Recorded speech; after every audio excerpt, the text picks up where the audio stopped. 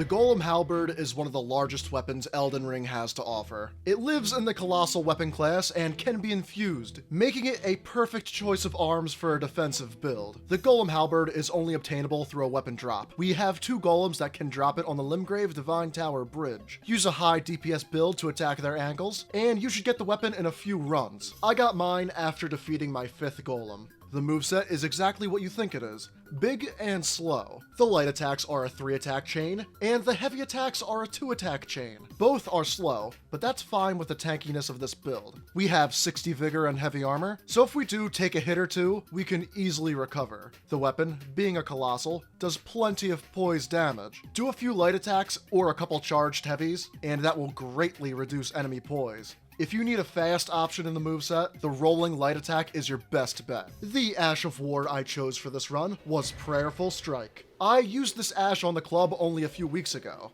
but it is much better suited for a longer weapon like the Golem Halberd. The extreme reach of the weapon means we can nail this Ash from longer distances than if we had the club. The healing effect of this Ash is what completes this tank build. Upon landing a hit, the Ash grants healing to the user. This was useful on the club build when I was missing a bit of health and didn't want to burn a flask, but it is much more useful here, since the amount healed is roughly the same amount as damage taken per attack. This is where our spells, talismans, and physique come in. First, buff up with the Opaline Hard tier to give us 15% all damage negation. The Dragon Crest Great Shield gives us 20% physical damage negation. Golden Vow gives us 10% more damage negation. Finally, Black Flame's Protection will give us an additional 35% physical damage negation. With good armor on, such as the Scaled Armor, we can achieve over 70% physical damage negation in the base game and a staggering 85% in the DLC, all with only these 3 buffs. When buff stacking defenses, there are 2 things you should keep in mind. First, learn what damage types the bosses deal. Physical damage negation is amazing against Godfrey, but much less useful against Renala. Secondly, keep a watch on your status screen.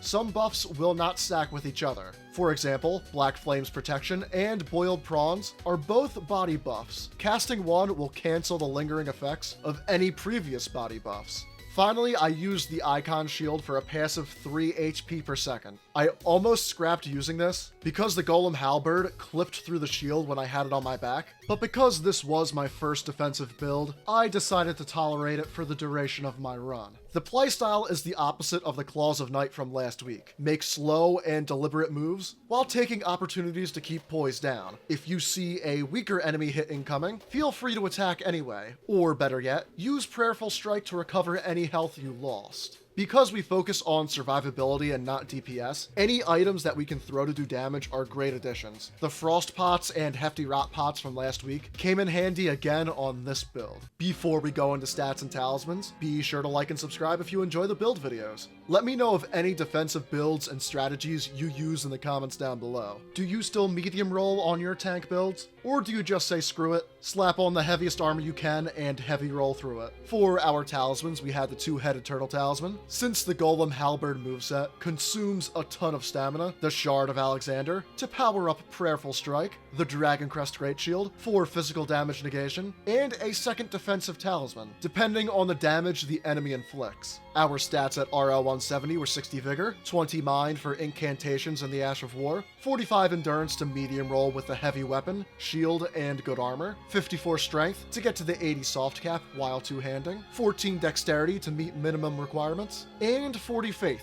to use incantations, and since I Sacred Infused my weapon. If I had to do this run over again, I may have shifted to a heavy infusion. Inflicting holy damage with Prayerful Strike is thematic, but fights against Radagon and the Elden Beast were painfully longer than they had to be.